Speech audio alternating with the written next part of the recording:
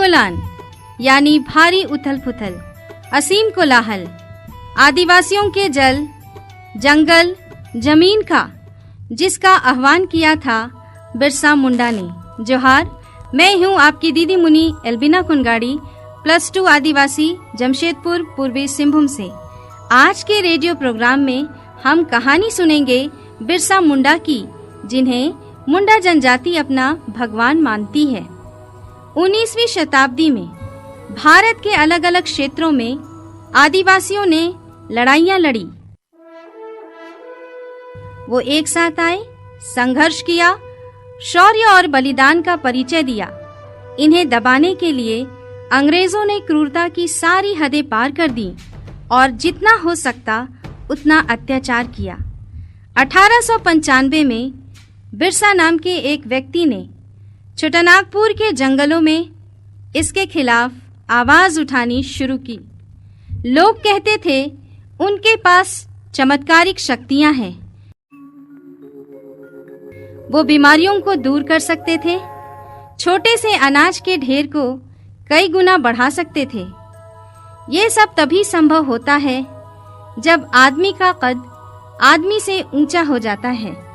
बिरसा ने ऐलान किया था कि उन्हें भगवान ने दीकुओं के खिलाफ विद्रोह का नेतृत्व करने के लिए भेजा है। दीकू यानी गैर जनजाति, बाहरी लोग। प्रसिद्ध बांग्ला लेखिका महाश्वेता देवी का कालजयी उपन्यास है अरणेय अधिकार, जो बिरसा मुंडा की जीवन गाथा पर आधारित है। उलगुलान बिरसा और मुंडा लोगों के लिए क्यों जरूरी था, मैं सुनाती हूँ उनका लिखा। बिरसा ने उलगुलान में सब कुछ अच्छी तरह जला डालना चाहा था।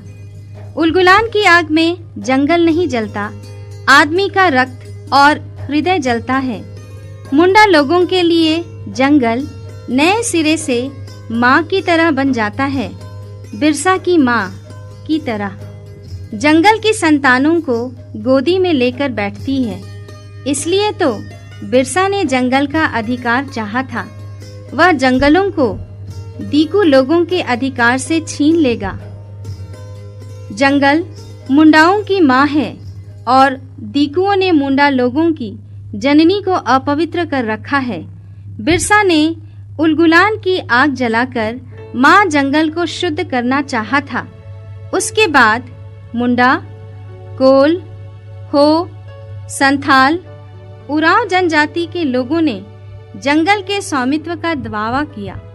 छोटानागपुर के अरण्य का अधिकार, पलामू, सिंहभूम, चक्रधरपुर सारे जंगलों का अधिकार चाहा था, जिससे कि माँ की गोद में फिर से पसर सके। वास्तव में जब औपनिवेशिक शक्तियों ने आदिवासियों के इलाकों में घुसपैठ किया तो एक असंतोष ने जन्म लिया, जो स्वाभाविक था। आमतौर पर जैसा होता है कि आदिवासी समाज अपने आप को बाकी समाज से अलग थलग रखता है, लेकिन ब्रिटिश राज में उनको भी उपनिवेश के दायरे में भीतर खींचने की कोशिश की गई। इसके लिए उन्होंने आदिवासी कबीले के सरदारों को जमींदारों का दर्जा दिया और लगान की नई प्रणालियों को लागू किया। लगान वसूलने के लिए बिचौलियों के वर्ग को खड़ा किया गया। ये बिचौलिए धीरे धीरे आदिवासियों की जमीन पर कब्जा जमाते गए और आदिवासियों को भी कर्ज के जाल में फंसाते गए। गरीबी पहले से ही थी। भारतीय वन अधिनियम ने उनके जंगल भी छीन लिए थे और खेती करने के तरीकों पर रोक लगाई। संयम का घड़ा कब तक नहीं भरता, वह भरा और सन 1899 क्रिसमस से एक शाम पहले बिरसा ने मुंडा जनजाति का शासन स्थापित करने के लिए हर शोषण, अत्याचार के खिलाफ उलगुलान का आह्वान किया। बिरसा मुंडा ने अंग्रेजों अपने देश वापस जाओ का नारा देकर उलगुलान का ठीक वैसे ही नेतृत्व किया जैसे बाद में स्वतंत्रता की लड़ाई के दूसरे नायकों ने।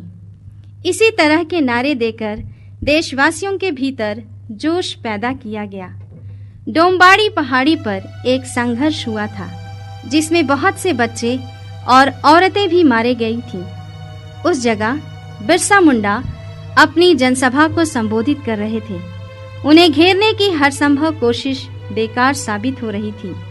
अंग्रेजी सरकार ने यह रणनीति बनाई कि कई तरह के अभाव से जूझ रहे आदिवासियों के बीच उस व्यक्ति की खोज की जाए जो सबसे कमजोर है और जो उसके लालच में आ सके। 4 फरवरी 1900 सरायकेला इलाके के रोगतो गांव के 7 मुंडाओं ने मात्र 500 रुपये इनाम के लालच में सोते हुए बिरसा मुंडा को खाट सहित बांधकर बंदगांव लाकर अंग्रेजों को सौंप दिया। अदालत में बिरसा मुंडा पर झूठा मुकदमा चला और उसके बाद उन्हें जेल में डाल दिया गया। वहां उन्हें अंग्रेजों ने धीमा जहर दिया, जिससे 9 जून 1900 को बिरसा मुंडा की मौत हो गई। यही था बिरसा मुंडा धरती आबा का उलगुलान।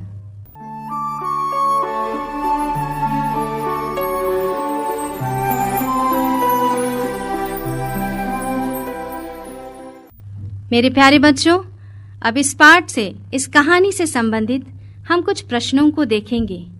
पहला प्रश्न है, बिरसा मुंडा की लड़ाई किसके लिए थी? दूसरा प्रश्न, धरती आबा किसे कहा जाता है? प्रश्नों को एक बार फिर से सुन लो। पहला प्रश्न है, बिरसा मुंडा की लड़ाई किसके लिए थी? दूसरा प्रश्न, धरती आबा किसे कहा जाता है? आपके उत्तर की प्रतीक्षा में मिलते हैं अगले एपिसोड में। तब तक के लिए जोहार, नमस्कार।